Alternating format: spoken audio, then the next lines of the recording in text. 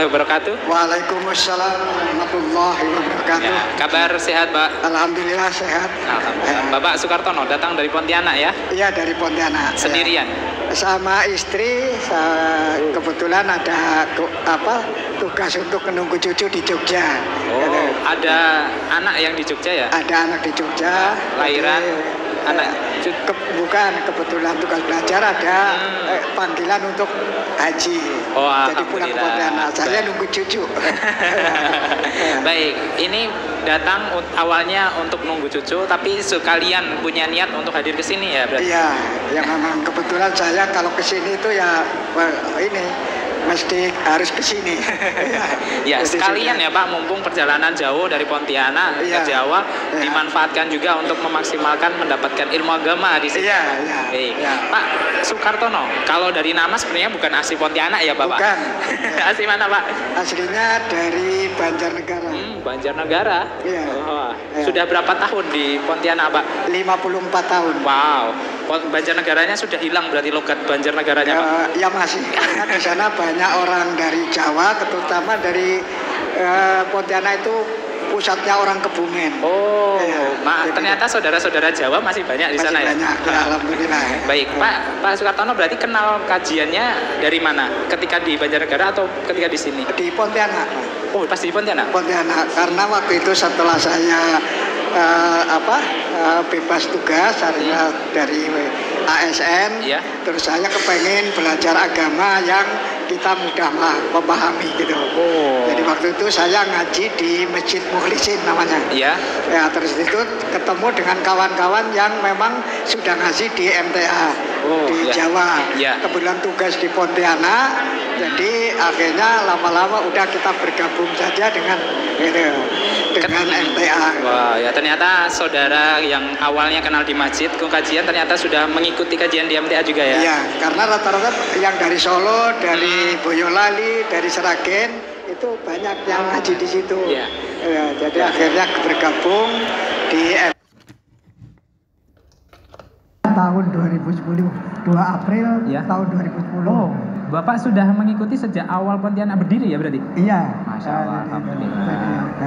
Luar biasa ini berarti ketika di sana perjuangan untuk mendirikan cabang bagaimana Pak?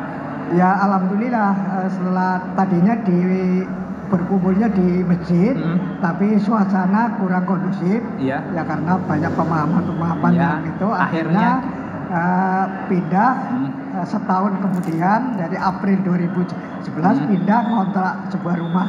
Sebuah rumah, alhamdulillah di situ tinggal sedikit.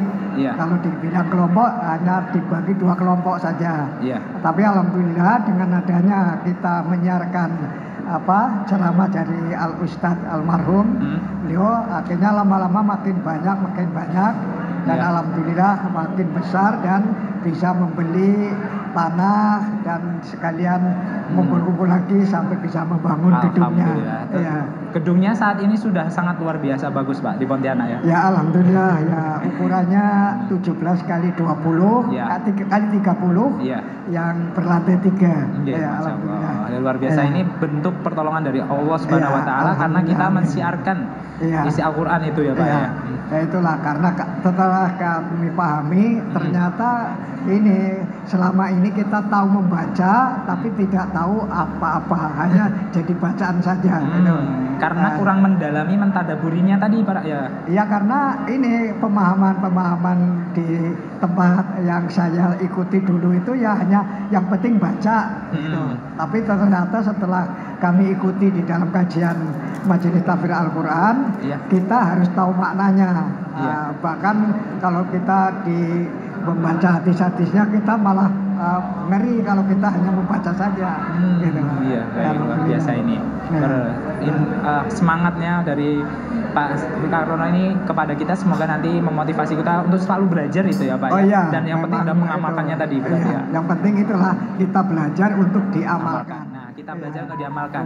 Jangan seperti pohonnya tinggi tapi tidak berbuah atau berbunga ya Pak. Itulah seperti itu. Jadi alhamdulillah saya merasa bersyukur bahwa dengan pengajian seperti ini jadi kita benar-benar mendapat petunjuk.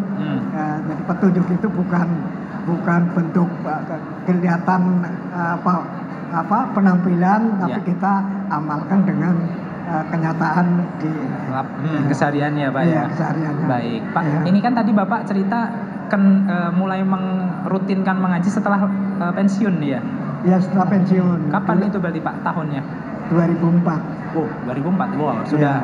Bagaimana itu cara Bapak supaya istilahnya kalau udah pensiun kan orang itu bisa umurnya lebih 60 lebih gitu ya Pak ya? Tapi tetap semangat untuk selalu mengaji itu bagaimana bagi Bapak? Ya kebetulan waktu masih kerja pun saya ini ada kawan-kawan yang ngajak, ayo kita itu beli buku pelajari gitu. Nah, tapi setelah pensiun saya mencari tempat-tempat, waktu itu keliling ke masjid-masjid mana yang ini kajiannya bagus. Alhamdulillah saya diajak salah seorang kawan coba ngaji di sini di Mukhlisin gitu. Masjid Mukhlisin. Masjid Mukhlisin yang pertama itu. Iya. Nah, dari situlah saya rupanya seperti ini. Jadi kita paham gitu, dengan apa-apa yang dituntunkan dalam Al-Quran dan As-Sunnah. Iya, luar biasa. Ternyata umur itu bukan sesuatu yang membatasi kita untuk berhenti belajar ya Pak ya. Ternyata kita itu dengan semakin bertambahnya umur, kita malah harusnya semakin mentadaburi Al-Quran semakin maksimal deh Pak ya. Iya. Dan itu pun setelah saya ikuti, saya banyak baca-baca, ternyata orang-orang yang mau mempelajari Al-Quran, memahami dan mengamalkannya, mereka akan dijauhkan dari kepikunan. Gitu. Rupanya seperti itu. Jadi ada brosur-brosur seperti itu saya baca. Jadi alhamdulillah gitu. Jadi untuk kesehatan itu juga tubuh perlu kesehatan dan pikiran juga perlu kesehatan, harus digerakkan supaya tidak sampai kita itu pikun. Itu Bapak ini sekarang umur berapa? 75. Wow, 75. Ingatannya masih luar biasa dan tentu ini salah satu buah dari kita mentadaburi Al-Quran tadi ya Pak ya? Iya itulah gitu. Karena kita salah satunya untuk olahraga pikiran supaya kita jangan sampai jadi orang pelupa. Ya itu ternyata tipsnya dari Pak Sutikno itu pemirsa, supaya tetap awet muda itu ya, pikirannya tetap fresh, itu ternyata selalu belajar ini pemirsa ya. Kalau setiap harinya dari Bapak ini, kalau boleh tahu berapa lama Bapak mentadaburi Al-Quran? Karena kan sudah pensiun ya, tentu waktu itu di rumah banyak itu ya. Iya biasa. Biasanya saya kalau habis sholat maghrib kita langsung menghadapi buku. Gitu. Ya kalau nanti habis sisa pun kadang-kadang kita itu sambil biasanya itu untuk memudahkan kita tidur malah. Oh gitu. Baik. Kalau jadi itu pun rupanya setelah saya pelajari itu tuntunan Rasulullah. Kalau kamu sulit tidur, bacalah. Gitu. Ya, seperti itu. Dan ini menjadi sesuatu yang habit baik ya, kebiasaan yang baik ya Pak. Selain kita semakin memperdalam ilmunya, ternyata kebiasaan untuk selalu belajar itu secara fisik nanti akan mempengaruhi pikiran juga semakin sehat gitu ya Pak ya. Itu pemirsa nanti mungkin bisa dicontoh juga ya, jangan berhenti belajar. Jangan berhenti belajar. Karena secara fisik nanti kita akan bisa mendapatkan manfaatnya itu ya. Itulah seperti itu yang kami ingin pahami. Ya mudah-mudahan nanti lebih ini lagi, makin giat lagi.